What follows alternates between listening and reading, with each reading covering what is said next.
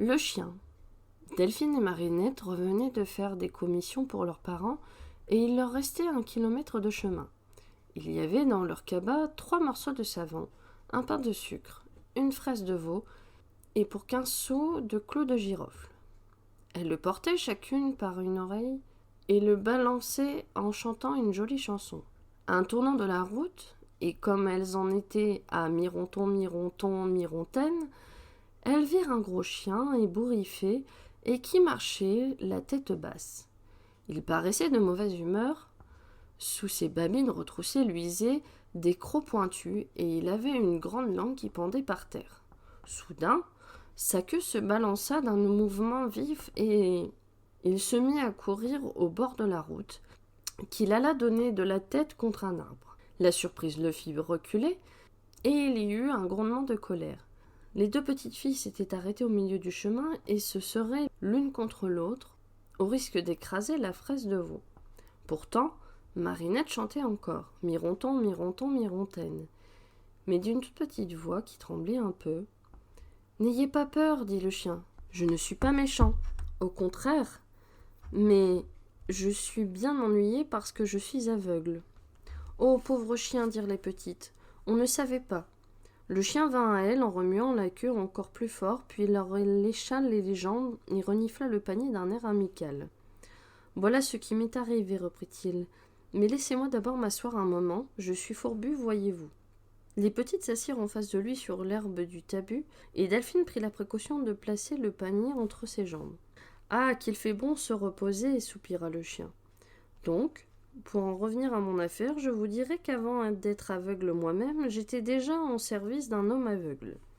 Hier encore, cette ficelle que vous voyez pendre à mon cou me servait à guider mon maître sur les routes, et je comprends mieux à présent combien j'ai pu lui être utile.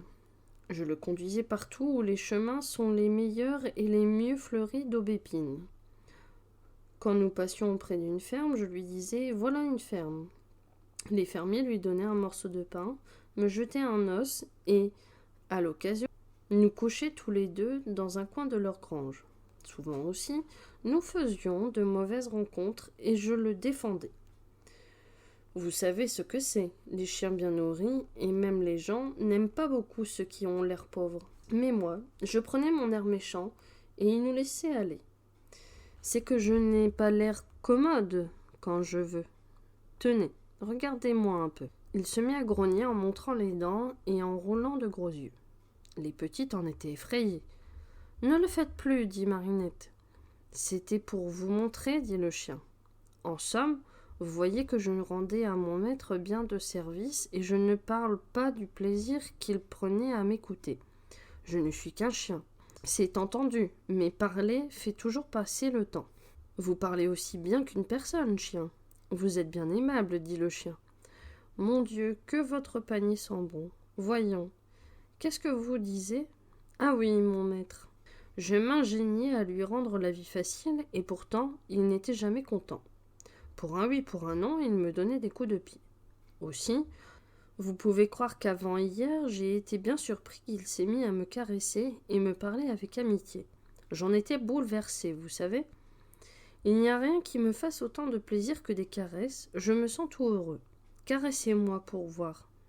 Le chien longea le cou, offrant sa grosse tête aux 2 petites qui lui caressaient son poil ébouriffé.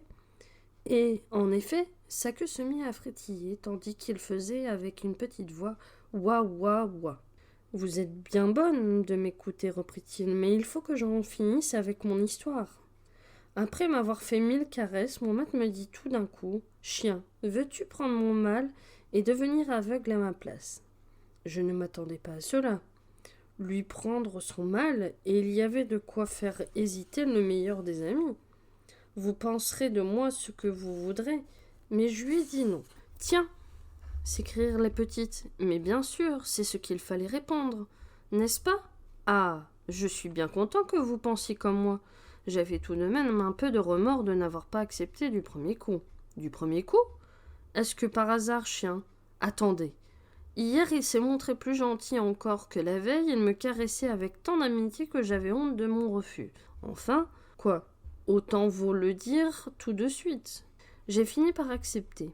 Ah, Il m'avait bien juré que je serais un chien heureux, qu'il me guiderait sur les chemins comme j'avais fait pour lui, et qu'il saurait me défendre comme je l'avais défendu. Mais je ne lui avais pas plutôt pris son mal qu'il m'abandonnait sans un mot d'adieu. Et, depuis hier, je suis tout seul dans la campagne, me cognant aux arbres, butant aux pierres de la route. Tout à l'heure, j'ai reniflé comme une odeur de veau, puis j'ai entendu 2 petites filles qui chantaient, et j'ai pensé que peut-être vous ne voudriez pas me chasser. Oh non, dirent les petites, vous avez bien fait de venir. Le chien soupira et dit en humant le panier. J'ai bien faim aussi, n'est-ce pas un morceau de veau que vous sortez là? Oui. C'est une fraise de veau, dit Delphine. Mais vous comprenez, chien, c'est une commission que nous rapportons à nos parents. Elle ne nous appartient pas. Alors, j'aime mieux n'y plus penser. C'est égal, elle doit être bien bonne. Mais dites-moi, petite, ne voulez-vous pas me conduire auprès de vos parents? S'ils ne peuvent me garder auprès d'eux, du moins, ne refuseraient-ils pas de me donner un os ou même une assiette de soupe et de me coucher cette nuit? Les petites ne demandaient pas mieux que de l'emmener avec elles, même elles souhaitaient le garder toujours à la maison. Elles étaient seulement un peu inquiètes de l'accueil que lui feraient leurs parents. Il fallait aussi compter avec le chat qui avait beaucoup d'autorité dans la maison et qui verrait peut-être d'assez mauvais œil l'arrivée d'un chien. « Venez, dit Delphine, nous ferons notre possible pour vous garder. » Comme ils se levaient tous les 3, les petites virent sur la route un brigand des environs qui faisait son métier de guetter les enfants en commission pour leur prendre leur panier.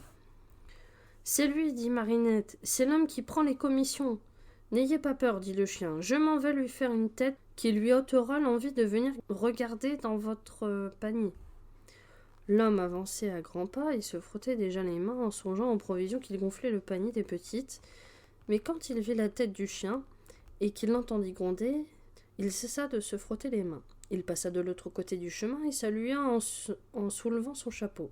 Les petites avaient bien du mal à ne pas lui rire au nez. « Vous voyez, dit le chien lorsque l'homme eut disparu, j'ai beau être aveugle, je sais encore me rendre utile. » Le chien était bien content. Il marchait auprès des petites qui le tenaient chacune à leur tour par sa ficelle. « Comme je m'entendrai bien avec vous, disait-il, mais comment vous appelez-vous, petite? Ma sœur, qui vous tient par la ficelle, s'appelle Marinette, et c'est elle la plus blonde. » Le chien s'arrêta pour flairer Marinette. « Bon, dit-il, Marinette. Oh, je saurais la reconnaître. Allez. Et ma sœur s'appelle Delphine, dit à son tour la plus blonde. Bon, Delphine, je ne l'oublierai pas non plus. À force de voyager avec mon ancien maître, j'ai connu bien des petites filles, mais je dois dire sincèrement qu'aucune d'elles ne portait d'aussi jolis noms que Delphine et Marinette. Les petites ne purent s'empêcher de rougir, mais le chien ne pouvait pas le voir et il leur faisait encore des compliments. Il disait qu'elles avaient aussi de très jolies voix et qu'elles devaient être bien raisonnables pour que des parents leur aient confié une commission aussi importante que l'achat d'une fraise de veau. Je ne sais pas si c'est vous qui l'avez choisie, mais je vous assure qu'elle embaume. Tout lui était prétexte à revenir à la fraise de veau, et il ne se lassait pas d'en parler. À chaque instant, il venait appuyer son nez contre le panier, et comme il était aveugle, il lui arriva plusieurs fois de se jeter dans les jambes de Marinette au risque de le faire tomber. « Écoutez, chien, lui dit Delphine, il vaut mieux pour vous de ne plus penser à cette fraise de veau. Je vous assure que si elle m'appartenait, je vous la donnerais de bon cœur, mais vous voyez que je ne peux pas. Que diraient nos parents si nous ne rapportions pas la fraise de veau? Bien sûr, ils vous gronderaient. Il nous faudrait dire aussi que vous l'avez mangée, et au lieu de vous donner à coucher, ils vous chasseraient. Et peut-être qu'ils vous battraient, ajouta Marinette. Vous avez raison, approuva le chien, mais ne croyez pas que ce soit la gourmandise qui me fasse parler de cette fraise de veau. Ce que j'en dis n'est pas du tout pour que vous me la donniez. D'ailleurs, la fraise de veau ne m'intéresse pas. Certes, c'est une excellente chose, mais je lui fais le reproche de n'avoir pas d'os. Quand on sert une fraise de veau sur la table, les maîtres mangent tout et il ne reste rien pour le chien. Tout en parlant, les petites et le chien aveugle arrivaient à la maison des parents. Le premier qu'il vit fut le chat. Il fit le gros dos, comme quand il était en colère. Son poil se hérissa et sa queue balaya la poussière. Puis il courut à la cuisine et dit aux parents « Voilà les petites qui rentrent en tirant un chien au bout d'une ficelle. Je n'aime pas beaucoup ça, moi. Un chien? Dirent les parents. Par exemple. Ils sortirent dans la cour et ils virent que le chat n'avait pas menti. Comment avez-vous trouvé ce chien demanda le père d'une voix irritée. Et pourquoi l'avez-vous amené ici? C'est un pauvre chien aveugle, dirent les petites. Il butait de la tête contre tous les arbres du chemin et il paraissait malheureux.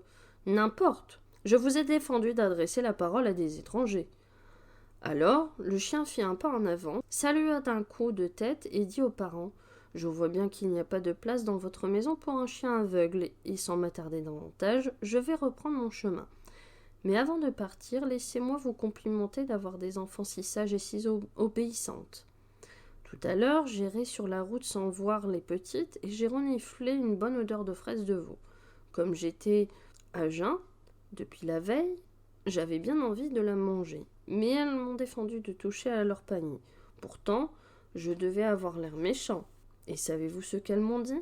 La fraise de veau est pour nos parents, et ce qui appartient à nos parents n'est pas pour les chiens. Voilà ce qu'elles m'ont dit. Je ne sais pas si vous êtes comme moi, mais quand je rencontre deux fillettes aussi raisonnables et aussi obéissantes que les vôtres, je ne pense plus à ma faim et je me dis que leurs parents ont bien de la chance. La mère souriait déjà aux deux petites, et le père était tout fier des compliments du chien. Je n'ai pas à m'en plaindre, dit-il, ce sont de bonnes petites filles. Je ne les grondais tout à l'heure que pour les mettre en garde contre les mauvaises rencontres, et je suis même assez content qu'elles vous aient conduit jusqu'à la maison. Vous allez avoir une bonne soupe et vous pourrez vous reposer cette nuit. Mais comment se fait-il que vous soyez aveugle et que vous alliez ainsi seul par les chemins? Alors le chien conta encore une fois son aventure et comment, après avoir pris le mal de son maître, il avait été abandonné. Les parents l'écoutaient avec intérêt et ne dissimulaient pas leur émotion. « Vous êtes le meilleur des chiens, dit le père, et je ne puis que vous reprocher d'avoir été trop bon. Vous vous êtes montré si charitable que je veux faire quelque chose pour vous. Demeurez donc à la maison aussi longtemps qu'il vous plaira. Je vous construirai une belle niche et vous aurez chaque jour votre soupe sans compter les os. Comme vous avez beaucoup voyagé, vous nous parlerez des pays que vous avez traversés et ce sera pour nous l'occasion de nous instruire un peu. » Les petites étaient rouges de plaisir et chacun se félicitait de la décision du père. Le chat lui-même était tout attendri et au lieu d'ébouriffer son poil et de grincer dans sa moustache, il regardait le chien avec amitié. « Je suis bien heureux, soupira le chien. Je ne m'attendais pas à trouver une maison de si bon accueil après avoir été abandonné. »« Vous avez eu un mauvais maître, dit le père, un méchant homme, un égoïste et un ingrat. Mais qu'il ne s'avise pas de passer jamais par ici, car je saurai lui faire honte de sa conduite et je le punirai comme il le mérite. » Le chien secoua la tête et dit en soupirant. « Mon maître doit déjà se trouver bien puni à l'heure qu'il est. Je ne dis pas qu'il a des remords de m'avoir abandonné, mais je connais son goût pour la paresse. Maintenant qu'il n'est plus aveugle et qu'il lui faut travailler pour gagner sa vie, je suis sûre qu'il regrette les beaux jours où il n'avait rien à faire que de se laisser guider par les chemins et d'attendre son pain de la charité des passants. Je vous avouerai même que je suis bien inquiet sur son sort, car je ne crois pas qu'il y ait au monde un homme plus paresseux. » Alors, le chat se mit à rire dans sa moustache. Il trouvait que le chien était bien bête de se faire autant de soucis pour un maître qui l'avait abandonné. Les parents pensaient comme le chat et ne se gênaient pas pour le dire. « Vraiment, son malheur ne l'aura pas instruit et il sera toujours le même. » Le chien était honteux et les écoutait en baissant l'oreille, mais les petites le prirent par le cou. Et Marinette dit au chat en le regardant bien dans les yeux. « C'est parce qu'il est bon, et toi, chat, au lieu de rire dans ta moustache, tu ferais mieux d'être bon aussi. Et quand on joue avec toi, ajouta Delphine, de ne plus nous griffer pour nous faire mettre au coin par nos parents, comme tu as fait encore hier soir. » Le chat était bien ennuyé, et maintenant, c'était lui qui avait honte. Il tourna le dos aux petites et s'en alla vers la maison en se dandinant d'un air maussade. Il grommelait qu'on n'était pas juste avec lui, qu'il griffait pour s'amuser, ou encore sans le faire exprès, mais qu'en réalité il était aussi bon que le chien, et peut-être meilleur encore. Les petites trouvaient que la compagnie d'un chien est une chose bien agréable. Quand elles allaient en commission, elles lui disaient « Tu viens avec nous en commission, chien ?»« Oh oui, répondait le chien, mettez-moi vite mon collier. » Delphine lui mettait son collier. Marinette le prenait par la ficelle, ou bien le contraire, et ils s'en allaient tous les trois en commission. Sur la route, les petites lui disaient qu'il passait un troupeau de vaches dans la prairie, ou un nuage au ciel. Et lui qui ne pouvait pas voir, il était content de savoir qu'il passait un troupeau ou un nuage. Mais elle ne savait pas toujours lui dire ce qu'elle voyait, et il leur posait des questions. Voyons, dites-moi de quelle couleur sont ces oiseaux, et la forme de leur bec au moins. Eh bien voilà, le plus gros a des plumes jaunes sur le dos, et ses ailes sont noires, et sa queue est noire et jaune. Alors, c'est un loriot. Vous allez l'entendre chanter. Le loriot n'était pas toujours prêt à chanter, et le chien, pour instruire les petites, essayait d'imiter sa chanson. Mais il ne faisait rien qu'aboyer, et il était si drôle qu'on était obligé de s'arrêter pour en rire à son aise. D'autres fois, c'était un lièvre ou un renard qui passait à la lisière du bois, alors c'était le chien qui avertissait les petites. Il posait son nez par terre et disait en reniflant « Je sens un lièvre, regardez là-bas ». Il riait presque tout le long du chemin. Il jouait à qui des trois irait le plus vite au marchand ou à cloche-pied, et c'était toujours le chien qui gagnait, parce qu'il lui restait tout de même 3 pattes. « Ce n'est pas juste, disaient les petites.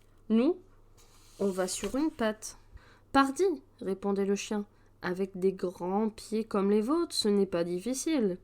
Le chat était toujours un peu peiné de voir le chien s'en aller en commission avec les petites. Il avait tant d'amitié pour lui qu'il aurait voulu pouvoir ronronner entre ses pattes du matin au soir. Pendant que Delphine et Marinette étaient à l'école, ils ne se quittaient presque pas. Les jours de pluie, ils passaient leur temps dans la niche du chien, à bavarder ou à dormir l'un contre l'autre. Mais quand il faisait beau, le chien était toujours prêt à courir par les champs, et il disait à son ami « Gros paresseux de chat, lève-toi et viens te promener. » Ron, ron, ron, ron, faisait le chat. « Allez, viens, tu montreras le chemin. » Ron, ron, ron, ron, faisait le chat, et c'était pour jouer.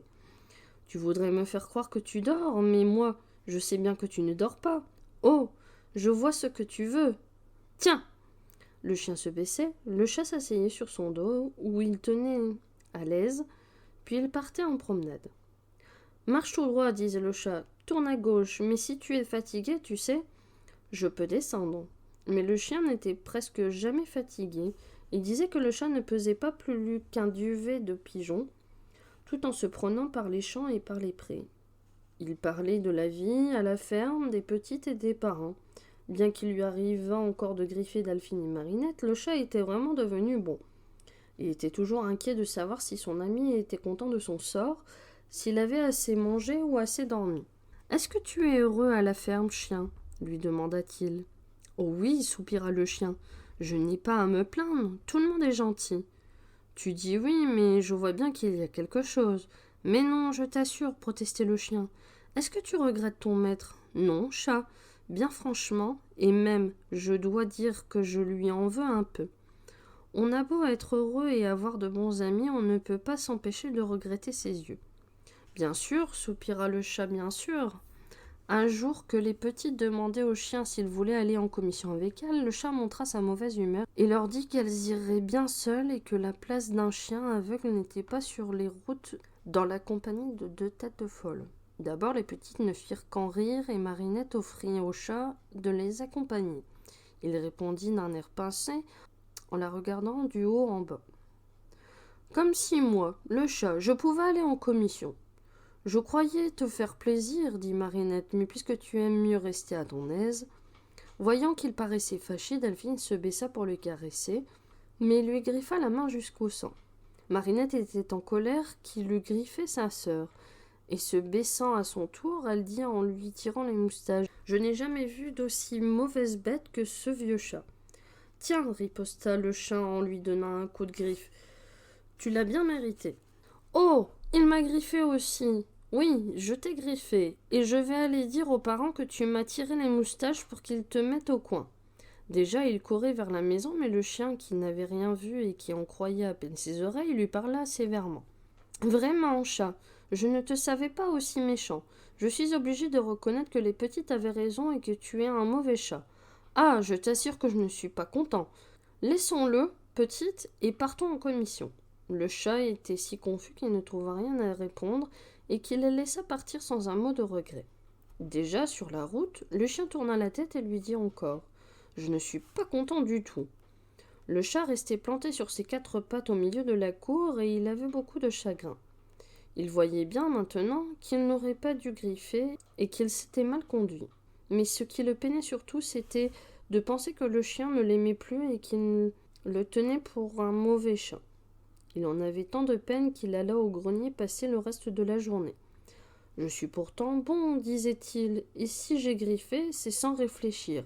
Je me repens de l'avoir fait, preuve que je suis bon. Mais comment lui faire comprendre que je suis bon ?» Le soir, quand il entendit rentrer les petites de commission, il n'osa pas descendre et resta dans son grenier. En mettant le nez à la lucarne, il vit le chien qui tournait en rond dans la cour et qui disait en reniflant « Je n'entends pas le chat, je ne le sens pas non plus. Est-ce que vous le voyez, les petites ?» « Oh non, répondit Marinette, et j'aime autant ne pas le voir. Il est trop méchant. »« C'est vrai, soupira le chien. On ne peut pas dire le contraire, après ce qu'il vous a fait tout à l'heure. » Le chat était très malheureux. Il eut envie de passer sa tête par la lucarne et de crier « Ce n'est pas vrai, je suis bon !» Mais il n'osait rien dire parce qu'il pensait qu'après tout, le chien n'était pas obligé de le croire. Il passa une très mauvaise nuit et ne put fermer l'œil. Le lendemain matin, de bonne heure, il descendit du grenier, les yeux rouges et la moustache tombante. Il s'en alla trouver le chien dans sa niche. Il s'assit en face de lui et dit d'une voix timide « Bonjour, chien, c'est moi le chat. »« Bonjour, bonjour, grommela le chien avec un air un peu bourru. Est-ce que tu as passé une mauvaise nuit, chien ? Tu parais triste. »« Non, j'ai bien dormi, mais quand je m'éveille, c'est toujours une mauvaise surprise pour moi de ne pas voir clair. » « Justement, dit le chat, je suis ennuyé que tu ne vois pas clair. J'ai pensé que si tu voulais bien me donner ton mal, je pourrais devenir aveugle à ta place et faire pour toi ce que tu as fait pour ton maître. » D'abord, le chien ne put rien dire tant il était ému et il avait envie de pleurer. « Chat, comme tu es bon, balbutia-t-il, je ne veux pas, tu es trop bon. » Le chat était tout tremblant dans son poil. L'entendre parler ainsi. Il n'aurait jamais pensé qu'on pût avoir tant de plaisir à être bon. « Allons, dit-il, je te prends ton mal. »« Non, non, protesta le chien, je ne veux pas. » Il se défendait, disant qu'il était presque habitué à ne plus voir clair et qu'il avait assez de ses amis pour le rendre heureux, mais le chat ne voulait pas céder et lui répondait « Toi, chien, tu as besoin de tes yeux pour te rendre utile dans la maison. Mais à quoi me sert de voir clair, je te le demande. Je suis un paresseux qui ne me plaît qu'à dormir au soleil et au coin du feu. Ma parole, j'ai presque toujours les yeux fermés. Autant vaudrait pour moi être aveugle, je ne m'en apercevrais même pas. » Il parla si bien et montra tant de fermeté que le chien finit par se rendre à sa prière. L'échange se fit sans plus tarder, dans la niche même où il se trouvait.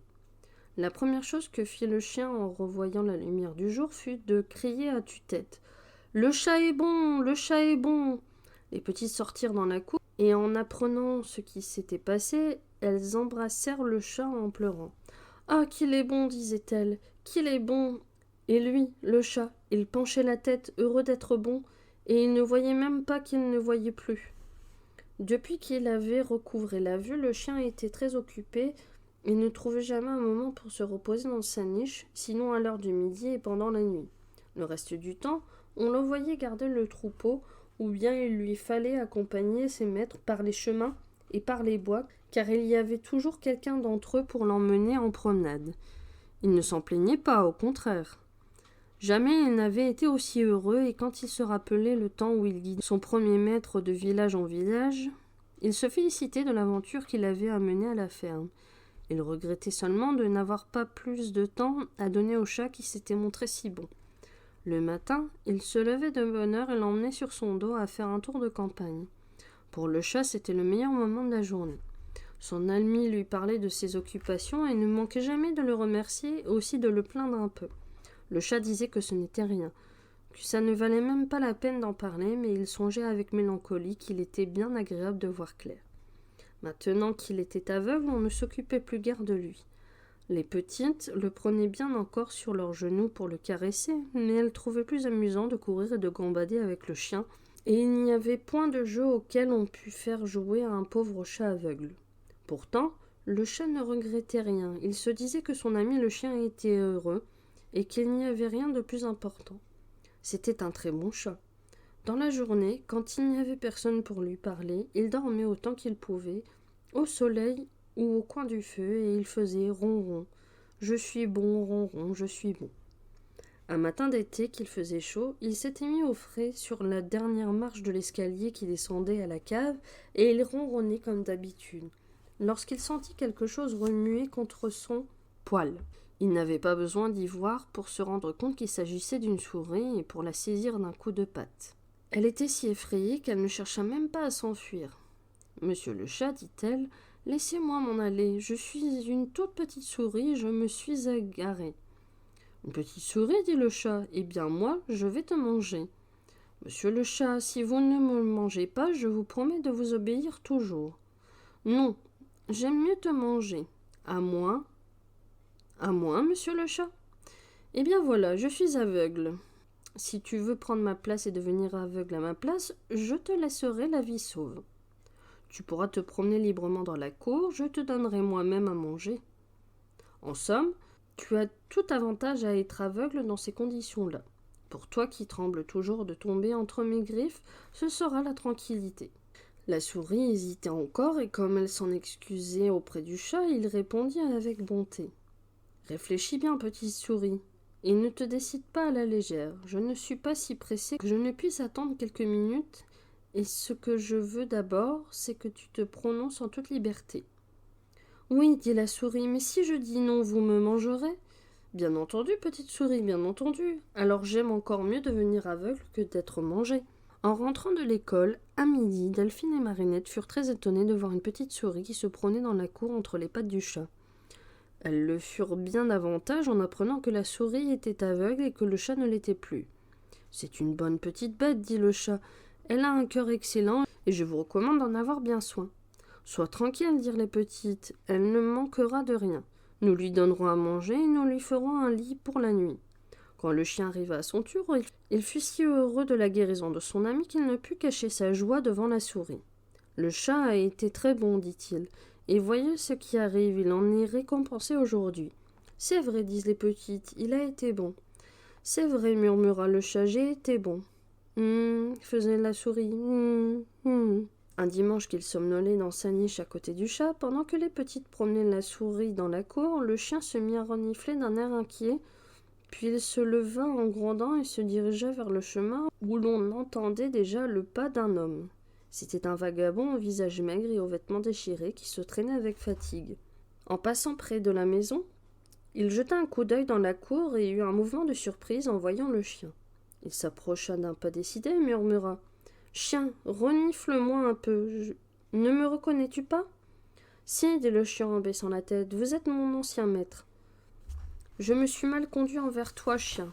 Mais si tu savais quel remords j'ai eu, tu me pardonnerais sûrement. »« Je vous pardonne, mais allez-vous-en. Depuis que je vois clair, je suis un homme bien malheureux. Je suis si paresseux que je ne peux pas me décider à travailler et c'est à peine si je mange une fois par semaine. Autrefois, quand j'étais aveugle, je n'avais pas besoin de travailler. Les gens me donnaient à manger et à coucher et ils me plaignaient. Te rappelles-tu ?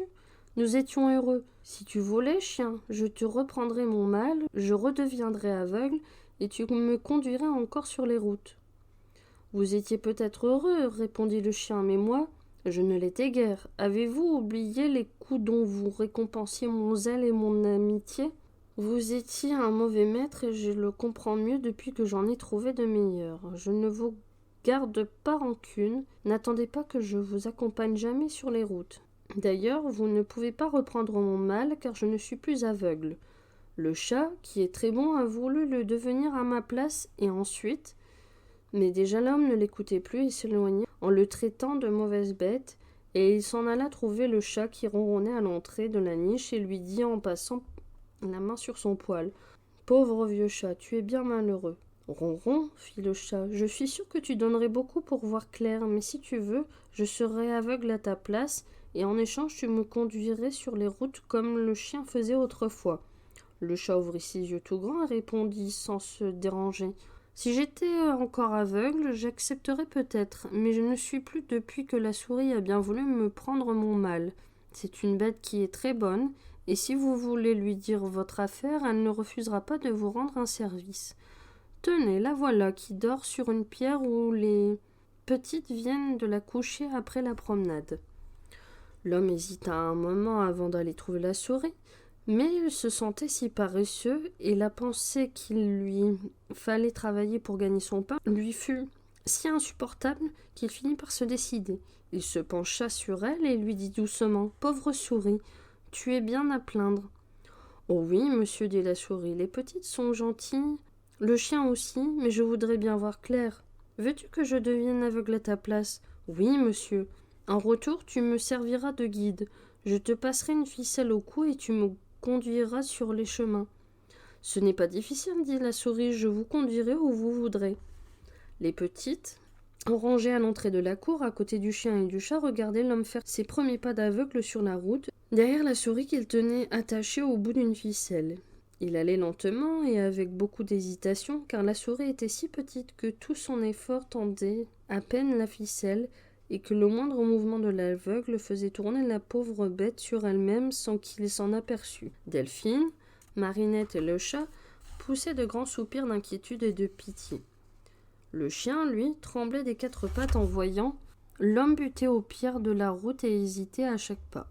Les petites ne tenaient pas le collier et lui caressaient la tête, mais il leur échappa brusquement et courut tout droit à l'aveugle. « Chien !» crièrent les petites. « Chien !» cria le chat.